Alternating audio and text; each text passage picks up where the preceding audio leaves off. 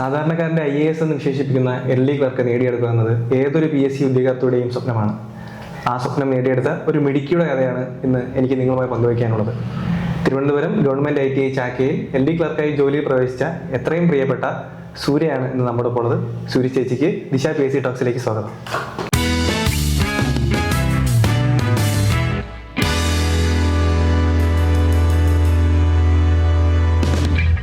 സ്വയം ഒന്ന് പരിചയപ്പെടുത്താം. എൻ്റെ പേര് സൂര്യ എന്നാണ്. ഞാൻ താമസിക്കുന്നത് കോലിയക്കോടാണ്. ഞാനിപ്പോൾ ഗവൺമെൻറ് ITI ചാക്കയിൽ LD ക്ലർക്കായിട്ട് വർക്ക് ചെയ്യുന്നു. എൻ്റെ വീട്ടിൽ ഞാനും മോനും ഹസ്ബൻഡുമാണ് ഉള്ളത്. ഹസ്ബൻഡ് ഇൻഫോസിസിൽ വർക്ക് ചെയ്യുന്ന ആളാണ്. മോന് 5ാം ക്ലാസ്സിൽ പഠിക്കുന്നു. ചേച്ചി PSC പഠനം ആരംഭിച്ചത് എപ്പോഴാണ്? 2019 LD ക്ലർക്കിൻ്റെ നോട്ടിഫിക്കേഷൻ വന്നത്. അപ്പോൾ ആ സമയത്ത് പ്രിലിംസ് എക്സാം ഉണ്ടായിരുന്ന ഒരു സമയമായിരുന്നു. അപ്പോൾ പ്രിലിംസും വേണം, മെയിൻസും വേണം. അപ്പം ഞാൻ പഠിത്തം തുടങ്ങുന്നത് 2019 LD ക്ലർക്ക് പരീക്ഷയ്ക്ക് അപ്ലൈ ചെയ്തുകൊണ്ടാണ്. അത് ഏറ്റവും പ്രധാനപ്പെട്ട കാര്യം എന്ന് പറഞ്ഞാൽ അത് കൊറോണ ടൈമാണ്. നമ്മളെ സ്ഥാപനങ്ങളായിരുന്നാലും എല്ലാം ഓൺലൈനിലോട്ട് മാറിയ ഒരു സമയം. ഞാൻ ദിശ PSCയുടെ ഓൺലൈൻ ക്ലാസ് ആയിരുന്നു അപ്പോൾ എടുത്തിട്ടുണ്ടായിരുന്നത്. അപ്പോൾ ആ സമയത്ത് ഏറ്റവും ഒരു ഇമ്പോർട്ടൻ്റ് എന്ന് പറയാൻ കാര്യം അല്ലെങ്കിൽ ബെനിഫിറ്റായിട്ട് തോന്നിയ ഒരു കാര്യം എന്ന് പറഞ്ഞാൽ എനിക്ക് സമയം കിട്ടി പഠിക്കാനെന്നുള്ളതാണ്. വീട്ടിലിരുന്ന് പഠിക്കാനുള്ള സമയം കിട്ടി. അപ്പോൾ അതൊരു കുറച്ച് പോരായ്മകളൊക്കെ നമുക്ക് ആ കൊറോണ സമയത്ത് ഉണ്ട്. നമുക്ക് ആരോഗ്യമായിരുന്നാലും അങ്ങനെയുള്ളതൊക്കെ സംഭവങ്ങളൊക്കെ ഉണ്ട്. എങ്കിലും നമുക്ക് സമയം എന്ന് പറയുന്നത് കിട്ടിയതുകൊണ്ട് അതൊരു മാക്സിമം ഉപയോഗിച്ച് നല്ല രീതിയിൽ റെഡിയാക്കാൻ എനിക്ക് പറ്റി. പിന്നെ ആ ഓൺലൈൻ ക്ലാസ്സും ബാക്കിയുള്ള കാര്യങ്ങളെല്ലാം നോക്കുമ്പോൾ ആ സമയം മാക്സിമം യൂട്ടിലൈസ് ചെയ്യാൻ പ്രിലിംസ് പാസ്സാവാനായിട്ട് ഒരുപാട് ഉപയോഗപ്പെട്ടിട്ടുണ്ട്. ദിശയെ കുറിച്ച് അറിഞ്ഞത് എപ്പോഴാണ്, അല്ലെങ്കിൽ എവിടെ ഒന്നാണ്?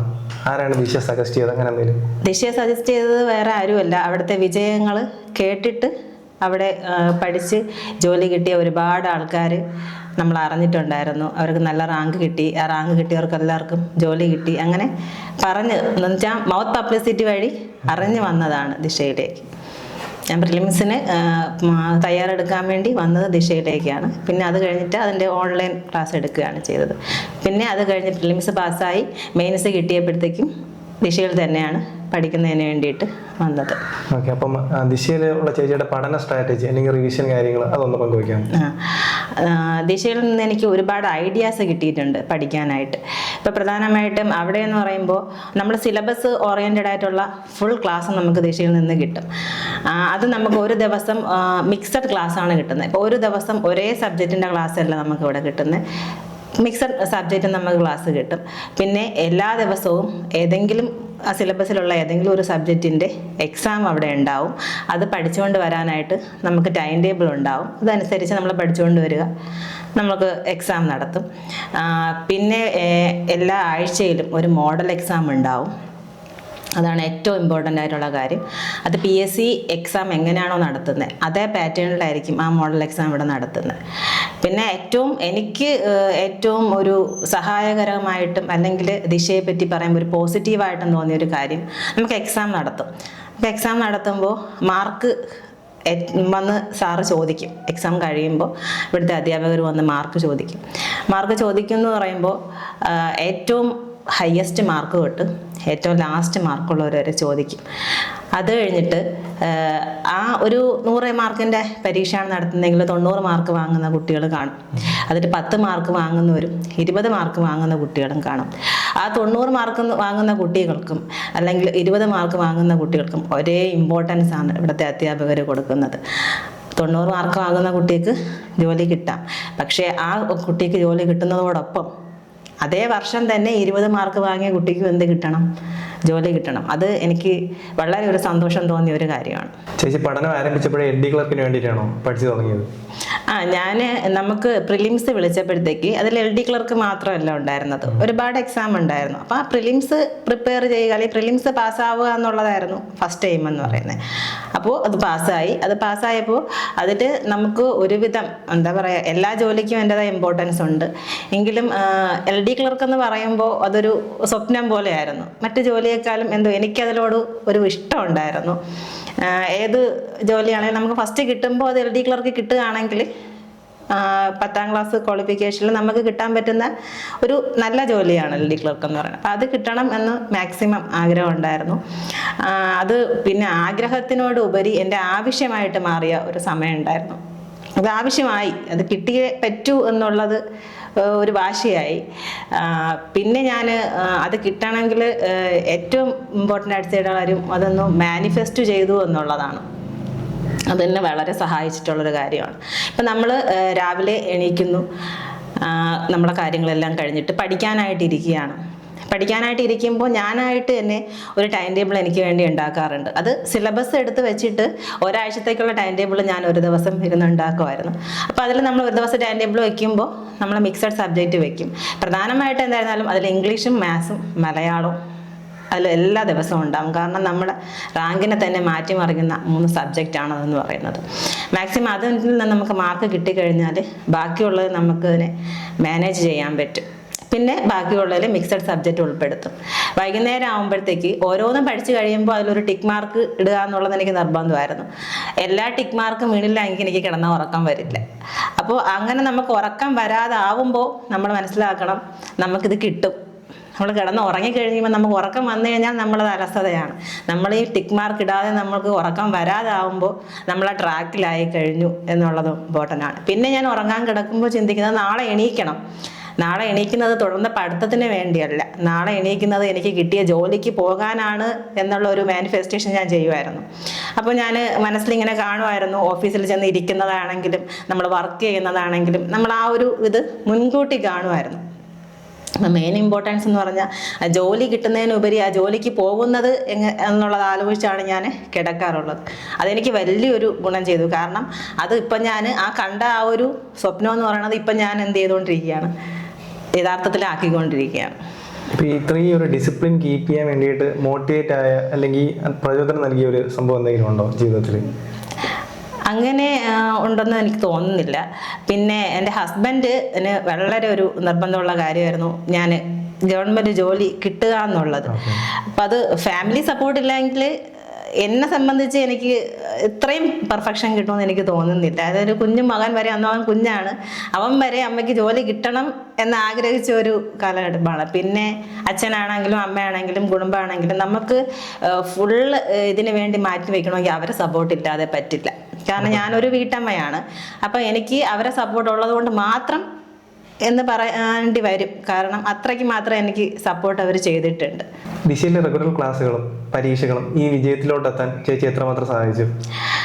ദിശയുടെ റെഗുലർ ക്ലാസ്സിനെ പറ്റി പറയുമ്പോൾ നമുക്ക് എക്സാം വരുമ്പോൾ നമുക്കൊരു സിലബസ് കിട്ടും. ആ സിലബസ് പഠിക്കാനായിട്ട് നമുക്ക് മിനിമം ഒരു 6 മാസമെങ്കിലും കിട്ടാറുണ്ട്. പ്രത്യേകിച്ച് LD ക്ലർക്ക്, LGS പരീക്ഷ, അതുപോലെ ഡിഗ്രി ലെവൽ പരീക്ഷ, അങ്ങനെയൊക്കെ ഉള്ളത്. അപ്പോൾ ആ സിലബസ് തീർത്ത് തരും എന്നുള്ളതാണ് ഒരു പ്ലസ് പോയിന്റ്. ആ സിലബസിൽ നിന്ന് മുഴുവൻ ക്ലാസ്സും നമുക്ക് തരും. മുഴുവൻ മേഖലകളിൽ നിന്നും നമ്മൾ പരീക്ഷ എഴുതുകയും ചെയ്യും. അതൊരു പ്രധാനപ്പെട്ട കാര്യമാണ്. അത് മാക്സിമം ദിശ ശ്രമിക്കുന്ന ഒരു കാര്യമാണ്. അപ്പോൾ നമുക്ക് എല്ലാ മേഖലയും നമ്മളത് ടച്ച് ചെയ്ത് പോവും. പിന്നെ നമുക്ക് PSC പരീക്ഷാ ഹാളിൽ ചെല്ലുമ്പോൾ ഒരുപാട് ടെൻസ്ഡാണ്, നമുക്ക് ഭയം ഉണ്ടാവും. കാരണം നമ്മൾ ഇത്രയും പ്രിപ്പയർ ചെയ്ത ഒരാളാണെങ്കിൽ നമ്മളെ ജീവിതമാണ് അടുത്ത ആ ഒരു മണിക്കൂറുകളിൽ മാറാൻ പോകുന്നത്. അത് നമ്മളെ മനസ്സിൽ ഇനി എത്ര ഇല്ലെന്ന് പറഞ്ഞാലും നമുക്കത് ഉണ്ടാകും എന്നാണ് എൻ്റെ വിഷയം. എനിക്കുണ്ടായിരുന്നു. കാരണം ആ ഒരു മണിക്കൂറുകളിൽ നമുക്ക് എന്ത് സംഭവിക്കുന്നു അതാണ് അടുത്ത നമ്മളെ ലൈഫ് എന്ന് പറയുന്നത്. അപ്പം അതിന് ഒരു മാർഗം ദിശ കണ്ടെത്തിയത് നമുക്കൊരു മോഡൽ എക്സാം നടത്തും ഫൈനലായിട്ട്. അത് നമ്മളെ എക്സാം ഡേറ്റിന് ഒരാഴ്ച മുമ്പൊക്കെ ആയിരിക്കും. അത് ദിശയിലുള്ള വിദ്യാർത്ഥികൾക്കും എഴുതാം, പുറമേ നിന്നുള്ള ആൾക്കാർക്കും എഴുതാം. അത് നമ്മൾ ആ എക്സാം ഹാളിൽ എങ്ങനെയാണോ കയറുന്നത്, PSCയുടെ ഒറിജിനൽ പരീക്ഷ എഴുതാൻ എങ്ങനെയാണോ കയറുന്നത്, സെയിം അറ്റ്മോസ്ഫിയർ ആയിരിക്കും ദിശയിൽ നമുക്കവിടെ ഒരുക്കുന്നത്. ബെഞ്ചിലിരിക്കുന്നതായിരുന്നാലും നമ്മളെ രജിസ്റ്റർ നമ്പർ ഉൾപ്പെടെ നമ്മൾ അവിടെ ഫ്രണ്ടിൽ ഒട്ടിച്ചിട്ടുണ്ടാവും. അത് നമ്മൾ നോക്കി വേണം ബെഞ്ചുകളിൽ ഇരിക്കാനായിട്ട്. ഇൻവിജിലേറ്ററായിട്ട് നിൽക്കുമ്പോൾ തന്നെ ഇവിടുത്തെ അധ്യാപകരും അവിടുത്തെ സ്റ്റാഫും ഉണ്ടാവും. നല്ല സ്ട്രിക്റ്റ് ആയിരിക്കും. ക്ലോക്ക് ഉണ്ടാവില്ല, വാശി കെട്ടാൻ പറ്റില്ല, ബെല്ലാണ് അടിക്കുന്നത്. അപ്പോൾ അവിടെ ഏറ്റവും പ്രധാനം നമുക്ക് ആ ഒരു ടെൻഷൻ നല്ലവണ്ണം ഫീൽ ചെയ്യും ആ മോഡൽ എക്സാം എഴുതുമ്പോൾ. നമുക്ക് ഒരുപാട് തെറ്റുകൾ അവിടെ വരും, നമുക്ക് നെഗറ്റീവ് മാർക്ക് കൂടും, നമുക്ക് പേടി കൊണ്ട് ഒരുപാട് തെറ്റ് പറ്റും. അതൊരു ഫസ്റ്റ് എക്സ്പീരിയൻസ് ആണ് നമുക്ക് മുൻപോട്ട്.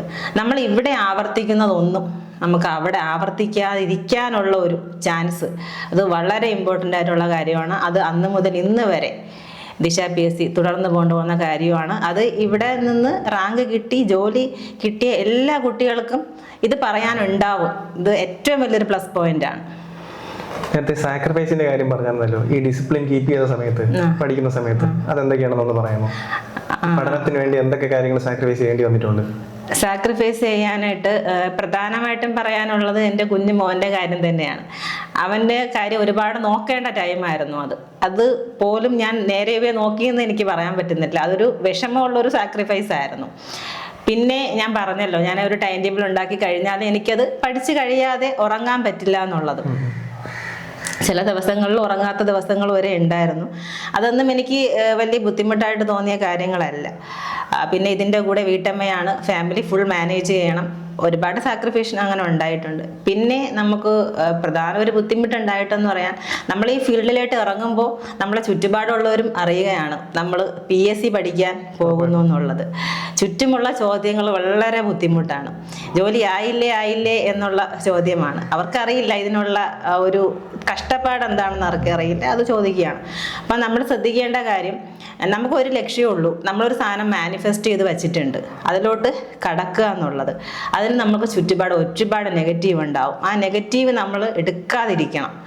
എന്ത് സംഭവിച്ചാലും നെഗറ്റീവ് നമ്മൾ എടുക്കില്ല എന്നുള്ളത്. കാരണം നമ്മൾക്ക് കഴിയുന്ന കാര്യത്തിനാണ് നമ്മൾ ഇറങ്ങുന്നത്. ഈ പറയുന്നത് പോലെ അത്ര കഴിയാത്ത കാര്യമൊന്നും അല്ല. ഒരുപാട് ബുദ്ധിയും ശക്തിയൊന്നും വേണ്ട ഇതിന്. നമുക്ക് ഒരു ആത്മവിശ്വാസം, നമ്മളിലുള്ള ഒരു വിശ്വാസം ഉണ്ടെങ്കിൽ നമുക്ക് നേടാൻ പറ്റും. അതുകൊണ്ട് ചുറ്റുമുള്ള ഒരു നെഗറ്റീവ് അവോയ്ഡ് ചെയ്യുക എന്നുള്ളത് കുറച്ച് ഇമ്പോർട്ടൻ്റ് ആയിട്ടുള്ള കാര്യമാണ്. പിന്നെ സാക്രിഫൈസ് ചെയ്യാൻ പറ്റുമെന്ന് വെച്ച് കഴിഞ്ഞാൽ, നമ്മൾ ജീവിതമാണ്, നമുക്ക് ഒരുപാട് ആഘോഷങ്ങൾ വരുന്ന കാലഘട്ടത്തിലൂടെയൊക്കെ ആയിരിക്കും നമ്മൾ കടന്നു പോകുന്നത്. എല്ലാ രീതിയിലും ബന്ധുക്കളുടെ ഭാഗത്തു നിന്നാണെങ്കിലും നമ്മുടെ സമൂഹത്തിൽ നടക്കുന്ന ആഘോഷങ്ങളായിരുന്നാലും നമുക്കതിലൊക്കെ പങ്കെടുക്കണമെന്നൊക്കെ ഒരാഗ്രഹമുണ്ടാവും. അപ്പം മാക്സിമം എല്ലാത്തിലും പങ്കെടുക്കാൻ നമുക്ക് സമയം ഉണ്ടാവില്ല. കാരണം നമ്മളൊരു കാര്യത്തിലോട്ട് ഇറങ്ങി തിരിച്ചിരിക്കുകയാണ്. നമുക്ക് ഇമ്പോർട്ടൻസ് അതിനൊന്നും ആവരുത്. ആ ഒരു കാര്യം നടത്തുക എന്നുള്ളതാണ്. കാരണം അത് നമുക്ക് നടത്തി കഴിഞ്ഞാൽ, അല്ലെങ്കിൽ നമ്മൾക്കത് കിട്ടിക്കഴിഞ്ഞാൽ, ഈ ആഘോഷങ്ങൾ നമുക്ക് ഇതിനും ഇരട്ടി മധുരത്തോടെ എന്ത് ചെയ്യാൻ പറ്റും, ആഘോഷിക്കാൻ പറ്റും. അങ്ങനെ ഒരു ചിന്ത മനസ്സിലിട്ടിട്ട് ആ ചുറ്റുപാടും വരുന്ന കാര്യങ്ങളൊന്നും അവോയ്ഡ് ചെയ്യാൻ നമ്മൾ ശ്രമിക്കുന്നത് എനിക്ക് നല്ലതായിട്ട് തോന്നിയിട്ടുണ്ട്. ഓക്കെ. ഈ പഠിച്ചു തുടങ്ങിയ സമയത്ത് ടഫായിട്ട് അല്ലെങ്കിൽ ചലഞ്ചിങ് ആയിട്ട് തോന്നിയ ഒരു വിഷയം, സബ്ജക്റ്റ് ഏതായിരുന്നു? എനിക്ക് കറണ്ട് അഫയേഴ്സ് കുറച്ച് ചലഞ്ചിങ് ആയിട്ട് തോന്നിയിട്ടുണ്ട്. കാരണം അത് കടൽ പോലെ കിടക്കുന്ന ഒരു സംഭവമാണ്. വേൾഡിൽ നിന്നുണ്ട്, ഇന്ത്യയിൽ നിന്നുണ്ട്, കേരളത്തിൽ നിന്നുണ്ട്, എല്ലാ രീതിയിലും ഉണ്ട്. അപ്പോൾ അത് നമുക്കെല്ലാം പഠിക്കാൻ പറ്റില്ല. അതിൽ നിന്ന് സെലക്റ്റീവായി പഠിക്കുക എന്നുള്ളതാണ് ഏറ്റവും ഇമ്പോർട്ടൻസ്. അതൊരു വലിയ ടാസ്ക് ആയിട്ട് എനിക്ക് തോന്നിയിട്ടുണ്ട്.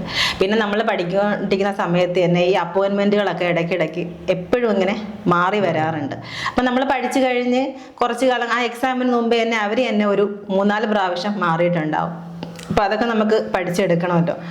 പിന്നെ അതിൻ്റെ ഏറ്റവും എന്ന് പറഞ്ഞു കഴിഞ്ഞാൽ, നമുക്ക് ദിശയിൽ കറണ്ട് അഫയേഴ്സിൻ്റെ ക്ലാസ് നല്ല രീതിയിൽ തരുമായിരുന്നു. കറണ്ട് അഫയേഴ്സിൻ്റെ റാങ്ക് ഫയൽ ഉണ്ടായിരുന്നു. ആ റാങ്ക് ഫയലിൻ്റെ ഓരോ പോർഷൻ വെച്ചിട്ട് ഇവിടെ എക്സാം നടത്തുമായിരുന്നു. അപ്പോൾ തന്നെ ആ കറണ്ട് അഫയേഴ്സിൻ്റെ മാക്സിമം ഒന്ന് കവർ ചെയ്യാനായിട്ട് പറ്റുമായിരുന്നു. അത് നമുക്ക് മാറിക്കൊണ്ടിരിക്കുന്ന സംഭവമായതുകൊണ്ട് നമുക്ക് മാറ്റി പഠിക്കണം. കാരണം മറ്റുള്ള വിഷയങ്ങളിൽ പഠിക്കുമ്പോൾ നമുക്ക് ഇമ്പോർട്ടൻ്റ് കാര്യം, നമ്മൾ എത്ര പഠിച്ചാലും എത്രമാത്രം പഠിക്കുന്നു എന്നുള്ളതല്ല, നമുക്ക് ആ പഠിച്ച കാര്യങ്ങൾ ഓർമ്മ നിൽക്കണം. പിന്നെ നമ്മൾ ആ പഠിച്ച കാര്യങ്ങൾ പരീക്ഷയ്ക്ക് നമുക്ക് എന്ത് ചെയ്യാനും പറ്റണം, എഴുതാനും പറ്റണം. അപ്പം നമ്മൾ എന്തിനാണ് റിവിഷൻ ചെയ്യണം. റിവിഷൻ ഏറ്റവും ഇമ്പോർട്ടൻ്റ് ആയിട്ടുള്ള കാര്യമാണ്. ഇപ്പം എന്നെ സംബന്ധിച്ച് ഞാൻ ഒരു ദിവസം പഠിക്കാനുള്ള ഒരു സ്ട്രാറ്റജി ഉണ്ട്. അത് ഒരാഴ്ച ഞാൻ പഠിച്ചു കഴിഞ്ഞിട്ട് ശനിയാഴ്ചയും ഞായറാഴ്ചയും ഞാൻ അത് റിവിഷൻ ചെയ്യുന്നതിന് വേണ്ടി മാത്രമാണ് മാറ്റുന്നത്. പിന്നെ അടുത്ത ആഴ്ചയും ഇത് കംപ്ലീറ്റ് റിവിഷൻ ചെയ്യുന്നതിന് വേണ്ടി മാറ്റും. അപ്പം നമ്മൾ സ്ഥിരം വായിക്കുമ്പോൾ, നമുക്ക് റിവിഷൻ ചെയ്യുമ്പോൾ അത്രയും കാണാതെ പഠിക്കണമെന്നില്ല, ജസ്റ്റ് ഒന്ന് വായിച്ചാൽ മതി. സ്ഥിരം ആവുമ്പോഴത്തേക്കും നമ്മളെ മനസ്സിലത് പതിയും. അപ്പോൾ ഈ കറണ്ട് അഫയേഴ്സിനെ സംബന്ധിച്ച് അങ്ങനെ ഒരു റിവിഷൻ ഇതിൽ പറ്റില്ല. ഇടയ്ക്കിടയ്ക്കുള്ളത് മാറ്റം വരുന്നതുകൊണ്ട് നമ്മളത് അന്നത്തെ ദിവസം തന്നെ അത് ചെയ്ത് പോകണമെന്നുള്ളതാണ്. അപ്പോൾ റിവിഷൻ ഒരു ഇമ്പോർട്ടൻ്റ് കാര്യമാണ്. പിന്നെ വേറൊരു ഇതെന്ന് പറഞ്ഞു കഴിഞ്ഞാൽ നമുക്ക് PSC അറിയണം. PSC അറിയണമെങ്കിൽ PSCൻ്റെ പാറ്റേൺ അറിയണം. അതുകൊണ്ട് PSC നടത്തിയ അതേ പരീക്ഷ മാതൃകാ ചോദ്യ പേപ്പറുകൾ നമ്മൾ മാതൃകാ പ്രീ വയ്ക്കുമായിട്ട് തന്നെ നമ്മൾ അത് നമ്മൾ ചെയ്തിരിക്കണം. അത് കാണാതെ നമ്മൾ പരീക്ഷാ ഹാളിലോട്ട് പോകാൻ പാടില്ല. അത് നമ്മൾ ഒരാഴ്ച ഒരു PYQ എങ്കിലും ചെയ്ത്, നമ്മൾ തുടക്കത്തിലാണെങ്കിൽ നമുക്ക് ഒരാഴ്ച ഒരു PYQ ചെയ്യാം. അപ്പം നമ്മൾ മാക്സിമം സിലബസ് ഒരു 2-3 മാസം കൊണ്ട് കവർ ചെയ്യുകയാണെങ്കിൽ പിന്നെ നമുക്ക് ബാക്കി 3 മാസം കിട്ടുന്നത് ആ സിലബസ് പിന്നെ റിവിഷൻ ചെയ്യാന്നുള്ളതാണ്. അപ്പോൾ ഫസ്റ്റ് കവറിങ് കഴിഞ്ഞ് കഴിഞ്ഞാൽ നമ്മൾ ഓരോ ദിവസവും ഒരു PYQ എങ്കിലും ചെയ്യുക എന്നുള്ളത്. ഇപ്പം PYQ ചെയ്യുമ്പോൾ നമ്മൾ വിചാരിക്കരുത് ആ PYQ ക്വസ്റ്റ്യൻ അതുപോലെ എടുത്ത് ചോദിക്കുമെന്ന് നമ്മൾ വിചാരിക്കരുത്. നമുക്ക് ഒരേ ഒരു കാര്യം മാത്രമേ ഉള്ളൂ, ആ പാറ്റേൺ ഒന്ന് മനസ്സിലാക്കുക. അപ്പം നമുക്ക് പുതിയ ക്വസ്റ്റ്യൻ കണ്ടാലും നമുക്കൊരു ഭയം ഉണ്ടാവില്ല. കാരണം നമ്മൾ അത് ചെയ്ത അതേ പാറ്റേൺ തന്നെയാണല്ലോ അവർ ചോദിച്ചത്. ക്വസ്റ്റ്യൻ മാത്രമേ എന്തേ ഉണ്ടാവുള്ളൂ, മാറ്റം ഉണ്ടാവുള്ളൂ. ഒരു ജോലി കിട്ടിയതിന് ശേഷമുള്ള ജീവിതത്തിലെ മാറ്റങ്ങളൊന്ന് പറയാമോ? ഒരുപാട് മാറ്റങ്ങൾ ഉണ്ടായിട്ടുണ്ട്. ഏറ്റവും പ്രധാനം എന്ന് പറയുന്നത് സമൂഹത്തിൽ നമുക്ക് ലഭിക്കുന്ന ഒരു സ്ഥാനം എന്നുള്ളതാണ്. സർക്കാർ ജോലിക്കാർ എത്രയോ അങ്ങ് വലുതാണ് എന്നുള്ളതല്ല. നമ്മൾ ഒരു ജോലി ഇല്ലാതെ നമ്മളെ വീട്ടിൽ നിൽക്കുമ്പോൾ നമുക്ക് സമൂഹത്തിലാണെങ്കിലും കുടുംബത്തിലാണെങ്കിലും ലഭിക്കുന്ന ഒരു സ്ഥാനമുണ്ട്. അതിൽ നിന്നും ഇരട്ടി ഒരു മധുരമുള്ളൊരു സ്ഥാനമാണ് നമുക്ക് അത് കിട്ടിക്കഴിയുമ്പോൾ കിട്ടുന്നത്. പിന്നെ നമുക്കുള്ള കയ്യിൽ സ്വന്തമായിട്ടൊരു വരുമാനം എന്ന് പറയുന്നത് നമുക്കിനി ആരൊക്കെ എന്തൊക്കെ തരുമെന്ന് പറഞ്ഞാലും നമ്മൾ സ്വന്തമായിട്ടുള്ളൊരു വരുമാനം എന്ന് പറയുന്നത് നമ്മുടെ ജീവിതത്തിന് അത് ഒരുപാട് മാറ്റിമറിക്കും. നമുക്ക് അത്രയും ഫേവറബിളായിട്ടുള്ള ആൾക്കാർക്ക് നമുക്ക് എന്തെങ്കിലും സഹായം ചെയ്യണമെന്ന് തോന്നിക്കഴിഞ്ഞാൽ നമുക്ക് ആരുടെടുത്തും ചോദിക്കാതെ നമുക്ക് സ്വയം ഇഷ്ടത്തോടെ നമുക്കത് എന്ത് ചെയ്യാൻ പറ്റും. സമൂഹത്തിൽ ഇറങ്ങിക്കഴിഞ്ഞ് കഴിഞ്ഞാൽ ആൾക്കാർ നമുക്ക് തരുന്ന ആ ഒരു സമീപനം അത് വളരെയധികം മാറ്റം ഉണ്ടാക്കിയിട്ടുണ്ട്. അപ്പോൾ അതൊക്കെ ഞാൻ ആഗ്രഹിച്ച കാര്യങ്ങളാണ്. ആ സമയത്തൊക്കെ എനിക്ക് നല്ല അഭിമാനം തോന്നാറുണ്ട്. ഞാൻ ഒരു സമയത്ത് ഉറങ്ങാതെ, അതായത് ഒരുപാട് പേര് ഉറങ്ങിക്കിടക്കുമ്പോഴത്തേക്ക് ഞാൻ ഉണർന്നിരുന്ന് പഠിച്ചതിന് ഒരു ഗുണമുണ്ടായി അല്ലെങ്കിൽ ഒരു ഫലം കിട്ടിയെന്നുള്ള ഒരു അഭിമാനം എനിക്ക് തോന്നാറുണ്ട്. ഓക്കെ, അപ്പോൾ ഈ അവസരത്തിൽ ആരോടൊക്കെയാണ് നന്ദി രേഖപ്പെടുത്താനുള്ളത്? നന്ദി ഫസ്റ്റ് എനിക്ക് പറയാനുള്ളത് ഞാൻ ദൈവത്തിലാണ് പറയുന്നത്. കാരണം എല്ലാവർക്കും ദൈവവിശ്വാസം ഉണ്ടാവണമെന്നില്ല. ഞാൻ ദൈവത്തിൽ വിശ്വസിക്കുന്ന ഒരാളാണ്. ദൈവവിശ്വാസം എന്ന് പറയുന്നത് നമുക്ക് ദൈവം എല്ലാം കൊണ്ട് തരുമെന്നുള്ളതല്ല, അത് നമ്മളൊരു ആത്മവിശ്വാസമാണ്. നമ്മളെ സഹായിക്കാൻ അല്ലെങ്കിൽ നമ്മൾ ചെയ്യുന്ന കാര്യത്തിൽ ഒരു പിന്തുണ തരും എന്നുള്ള നമ്മളിലുള്ളൊരു ആത്മവിശ്വാസം. അതുകൊണ്ട് ഞാൻ ഫസ്റ്റ് അതാ പറയുന്നത്. പിന്നെ എൻ്റെ ഫാമിലിയാണ് പറയുന്നത്. ഏറ്റവും കൂടുതലായിട്ട് ഹസ്ബൻഡും അച്ഛനും അമ്മയും അല്ലെങ്കിൽ കുടുംബത്തിലുള്ള എല്ലാവരും, പിന്നെ എൻ്റെ മകനും. പിന്നെ എനിക്ക് പറയാനുള്ളതെന്ന് വെച്ച് കഴിഞ്ഞാൽ ഞാൻ ഇവിടെ വന്ന് 2 സാറുമാരെ പരിചയപ്പെട്ടു. ഒരാൾ അഖിൽറാം സാറ്, ഒരാൾ നിസാം സാറ്. അവർ തരുന്ന ഒരു സപ്പോർട്ടെന്ന് പറഞ്ഞാൽ അങ്ങേയറ്റമാണ്. നമുക്ക് കുറച്ചൊന്ന് നമ്മളിവിടെ ഗ്രൂപ്പ് സ്റ്റഡിക്കൊക്കെ ഇരിക്കും. അപ്പോൾ ഇരിക്കുമ്പോൾ സാറ് 2 സാറുമാരും വന്ന് നടന്നൊക്കെ നോക്കാറുണ്ട്. അപ്പം നമ്മളെ മുഖത്ത് എന്തെങ്കിലും നമുക്ക് നമ്മളെ തന്നെ വിശ്വാസം ഇല്ലാതെ പോകുന്ന ചില സമയങ്ങളുണ്ടാവും. അപ്പം മനസ്സൊക്കെ ഒന്ന് വാടിയിരുന്നാൽ തന്നെ, മുഖം തന്നെ ഒന്ന് വാടിയിരുന്നാൽ തന്നെ വന്ന് ഇരുന്ന് അതിനെ ഒന്ന് ഉണർത്തി എഴുന്നേറ്റ് മോട്ടിവേഷൻ തന്നു ആ ഒരു സമയം നമുക്ക് പറ്റും എന്നുള്ള രീതിയിൽ തരുന്ന 2 സാറുമാരാണ്. അത് വളരെ ഒരു സപ്പോർട്ടാണ് അവർ കുട്ടികൾക്ക് കൊടുക്കുന്നത്. ഞാൻ പറഞ്ഞിട്ടില്ലേ, അവർ ഒരു സാറുമാരെന്നുള്ളതിലുപരി എല്ലാ ഉദ്യോഗാർത്ഥികൾക്കും ഒരു സുഹൃത്തായി നിന്നാണ് അവർ പറയുന്നത്. പക്ഷെ നമുക്ക് മാർക്കൊക്കെ കുറയുമ്പോൾ സാറ് വഴക്കൊക്കെ പറയും. അത് സാറ് നമ്മളോടുള്ള വൈരാഗ്യം കൊണ്ട് ചെയ്യുന്നതല്ല, നമുക്ക് നല്ലത് വരാൻ വേണ്ടി ചെയ്യുന്നതാണ്. ഏറ്റവും കൂടുതൽ വഴക്ക് കിട്ടിയിട്ടുള്ളത് നെഗറ്റീവ് മാർക്ക് വരുന്നതിനെ പറ്റിയാണ്. കാരണം നമ്മളെ പരീക്ഷയ്ക്ക് വില്ലനെന്ന് പറയുന്നത് നെഗറ്റീവ് മാർക്കാണ്. നെഗറ്റീവ് മാർക്ക് വരുമ്പോൾ സാറ് നല്ല രീതിയിൽ വഴക്ക് പറഞ്ഞിട്ടുണ്ട്. അന്നത് 2 സാറന്മാർ തന്നൊരു സപ്പോർട്ട് എൻ്റെ കുടുംബാംഗങ്ങളെ പോലെ ഞാൻ ഓർമ്മിക്കുന്നതാണ് സാറന്മാരുടെ കാര്യവും. എല്ലാം ഓരോ അധ്യാപകരും ഓരോ സ്റ്റാഫും എല്ലാവരും. ഇന്ന് ഈ വീഡിയോ കണ്ടുകൊണ്ടിരിക്കുന്നതിൽ ഭൂരിപക്ഷം പേരും ചിലപ്പോൾ ഒരു പരീക്ഷയ്ക്ക് വേണ്ടി തയ്യാറെടുക്കുന്നവരായിരിക്കും. ഒരു മോട്ടിവേഷൻ എന്ന നിലയിൽ ചേച്ചി അവരോട് എന്താണ് പറയാനുള്ളത്? എനിക്ക് ഫീൽ ചെയ്ത കാര്യങ്ങൾ പറയാം. എന്താണെന്ന് വെച്ച് കഴിഞ്ഞാൽ നമ്മളൊരു പരീക്ഷയ്ക്ക് തയ്യാറെടുക്കുമ്പോൾ ആ ജോലി നമുക്ക് കിട്ടിയെന്നുള്ള രീതിയിലാണല്ലോ നമ്മൾ തയ്യാറെടുപ്പ് ആരംഭിക്കുന്നത്. ആ അപ്പോൾ നമുക്ക് ചുറ്റുപാടുള്ള ഒരു നെഗറ്റീവും നമ്മൾ എടുക്കാതിരിക്കുക. പിന്നെ വേറൊരു പ്രധാന കാര്യം, പരീക്ഷയെ സമീപിക്കുന്ന രീതി. പരീക്ഷാ ഹാളിൽ ചെല്ലുമ്പോൾ നമുക്ക് മാക്സിമം ടെൻസ്റ്റ് കുറച്ചിട്ട് നമുക്ക് ആ പരീക്ഷ ക്രാക്ക് ചെയ്യണമെന്നുള്ള രീതിക്കാണ് നമ്മൾ പോകുന്നത്. അപ്പോൾ നമ്മളെ ഒരുവിധ പാളിച്ചകൾ കൊണ്ടും ആ പരീക്ഷ നമ്മൾ കയ്യിൽ നിന്ന് വിട്ടു പോവാതിരിക്കണം. അപ്പം നമ്മൾ ആ സമയത്താണെങ്കിൽ പോലും ഒരു നെഗറ്റീവ് തോട്ട്സ് നമുക്ക് വരരുത്. പരീക്ഷാ ഹാളിൽ നമ്മൾ നല്ല രീതിയിൽ പരീക്ഷ അറ്റൻഡ് ചെയ്യണം. പിന്നെ വേറൊരു കാര്യമുണ്ട്, നമ്മൾ പഠിക്കാൻ ഇറങ്ങുമ്പോൾ തന്നെ നമ്മൾ കേൾക്കുന്ന ഒരു കാര്യമാണ്, PSC റാങ്ക് ലിസ്റ്റിലുള്ളവർക്ക് പോലും ജോലി കിട്ടുന്നില്ല, 1ാം റാങ്ക് വാങ്ങിയവർക്ക് പോലും ജോലി കിട്ടുന്നില്ല. അത് നമ്മളെല്ലാവരും കേൾക്കുന്ന ഒരു കാര്യമാണ്. നമ്മൾ ചിന്തിക്കേണ്ട ഒരു കാര്യമെന്ന് പറഞ്ഞാൽ, ഇപ്പം എന്നെ സംബന്ധിച്ച് ഞാനൊരു LD ക്ലർക്ക് പരീക്ഷയ്ക്ക് വേണ്ടി പരിശീലിച്ച് അത് കിട്ടിയ ഒരാളാണ്. ഇതുവരെയുള്ള LD ക്ലർക്കിൻ്റെ ചരിത്രം എടുത്ത് നോക്കുമ്പോൾ 1ാം റാങ്ക് കാരണോ 2ാം റാങ്ക് കാരണോ 50ാം റാങ്ക് കാരണോ 500ാം റാങ്ക് കാരണോ ഒന്നും ജോലി കിട്ടാതിരുന്ന ഒരു ചരിത്രമില്ല. അപ്പോൾ നമുക്ക് വേണ്ടതെന്ന് വെച്ച് കഴിഞ്ഞാൽ നിലവിൽ തന്നെ കുറച്ച് വേക്കൻസി ഉള്ള സമയങ്ങളുണ്ടാവും. ഇപ്പോൾ 50-നകത്ത് റാങ്ക് വാങ്ങിയാൽ നമുക്കതിൽ ഒരു റാങ്ക് മതി, നമുക്ക് ഒരു ജോലിയേ വേണ്ടുള്ളൂ. 50-നകത്തൊരു റാങ്ക് നമുക്ക്, അല്ലെങ്കിൽ ഒരു 100-നകത്തൊരു റാങ്ക് നമുക്ക്, അങ്ങനെ വിചാരിച്ച് നമ്മൾ പഠിക്കണം. അപ്പോൾ നമ്മൾ ആ പരീക്ഷയുടെ മുൻകാല ചരിത്രങ്ങൾ എടുത്ത് നോക്കി കഴിഞ്ഞാൽ അങ്ങനെ ആർക്കും കിട്ടാതിരുന്നിട്ടില്ല.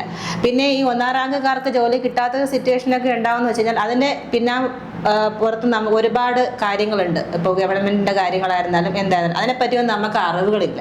അപ്പം നമ്മൾ അറിയാത്ത കാര്യങ്ങളെപ്പറ്റി ചിന്തിച്ച് നമ്മൾ ടെൻഷൻ ആവാതെ നമുക്ക് അറിയുന്ന കാര്യങ്ങളും നമുക്ക് സാധിക്കുന്ന കാര്യങ്ങളുമാണ് നമുക്ക് ചെയ്യാനുള്ളത്. അത് നമുക്ക് നമുക്കൊരു പരീക്ഷ എഴുതി അതിനെ നേടിയെടുക്കുക എന്നുള്ളതാണ് ഏറ്റവും വലിയ കാര്യം. നമ്മൾ അറിഞ്ഞൂടാത്ത കാര്യത്തിനെ അന്വേഷിച്ച് പോകാതെ നമ്മളെ കൊണ്ട് പറ്റുന്ന കാര്യങ്ങൾ ചെയ്ത് നമ്മളെ സ്വപ്നം നേടിയെടുക്കുക എന്നതാണ് എനിക്ക് എല്ലാവരോടും പറയാനുള്ളത്. നിലവിൽ ഈ LD ക്ലർക്ക് അല്ലാതെ മറ്റേതൊക്കെ ലിസ്റ്റിലുണ്ടെന്ന് പറയാമോ? LD ക്ലർക്ക് അല്ലാതെ ഞാനുണ്ടായിരുന്ന ലിസ്റ്റ് കമ്പ്യൂട്ടർ അസിസ്റ്റൻ്റ് ലിസ്റ്റിലുണ്ട്, അത് യൂണിവേഴ്സിറ്റി കമ്പ്യൂട്ടർ ലിസ്റ്റിലുണ്ട്, സെക്രട്ടേറിയറ്റ് കമ്പ്യൂട്ടർ അസിസ്റ്റൻ്റ് ഉണ്ട്, LD ടൈപ്പിസ്റ്റ് ട്രിവാൻഡ്രം ഉണ്ട്, കമ്പനി ബോർഡ് LD ടൈപ്പിസ്റ്റ് ഉണ്ട്, വാട്ടർ അതോറിറ്റി LD ടൈപ്പിസ്റ്റ് ഉണ്ടായിരുന്നു, പൊല്യൂഷൻ കൺട്രോൾ ബോർഡ് ഉണ്ടായിരുന്നു. അങ്ങനെ ഒന്നിൽ പരം കുറേ ലിസ്റ്റിൽ ഏകദേശം ഉണ്ട്. അത് ദിശയിൽ തന്നെയാണ് എല്ലാ കോഴ്സും ഞാൻ പഠിച്ചത്. അപ്പോൾ ഇനി ഏതെങ്കിലും പരീക്ഷയ്ക്ക് വേണ്ടി പഠിക്കാൻ താല്പര്യമുണ്ടോ? അത് എൻ്റെ മാനസികമായ ഒരു ഉള്ളതാണ്. കാരണം എനിക്ക് തോന്നുകയാണ്, എനിക്ക് അല്ലെങ്കിൽ ആ ഒരു ജോലിയോട് ഇഷ്ടം തോന്നുകയാണെങ്കിൽ ചിലപ്പോൾ ഞാൻ പഠിക്കാൻ ഇറങ്ങാൻ ചാൻസ് ഉണ്ട്. പൂർണ്ണമായിട്ട് ഉപേക്ഷിക്കാൻ ഇതുവരെ തീരുമാനിച്ചിട്ടില്ല. അപ്പോൾ ഇത്രയും നേരം നമ്മോടൊപ്പം സമയം ചെലവഴിച്ച സൂര്യ ചേച്ചിക്ക് ഒരുപാട് നന്ദി. മുമ്പോട്ടുള്ള വഴി ഒരുപാട് വിജയങ്ങൾ ഉണ്ടാകട്ടെ. താങ്ക്സ്.